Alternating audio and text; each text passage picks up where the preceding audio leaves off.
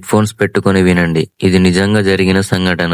రాత్రి 12:47 ఫోన్ లో ఒక్కసారిగా ఒక నోటిఫికేషన్ వచ్చింది. నేను నీ ఇంటి ముందు ఉన్నాను. దెబ్బకు నేను షాక్ అయ్యాను. ఎందుకంటే ఆ మెసేజ్ పంపింది 6 నెలల క్రితమే చనిపోయిన నా ఫ్రెండ్ నెంబర్ నుంచి.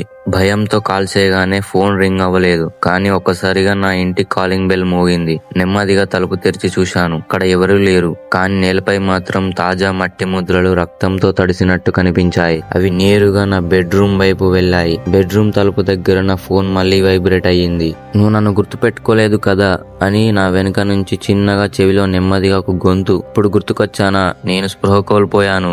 ఉదయం లేచి చూసేసరికి అన్ని నార్మల్ గా ఉన్నాయి. కానీ నా ఫోన్ స్క్రీన్ లో చివరి మెసేజ్ మాత్రం ఉంది. ఇది కల కాదు. ఎందుకంటే ఇప్పటికీ ప్రతి రాత్రి నా ఇంటి కాలింగ్ బెల్ 12:47 మోగుతూనే ఉంది. ఇలాంటి నిజమైన కథలు మీకు ఇంకా కావాలంటే సబ్స్క్రైబ్ చేయండి. రాత్రి ఒంటరిగా మాత్రం చూడొద్దు.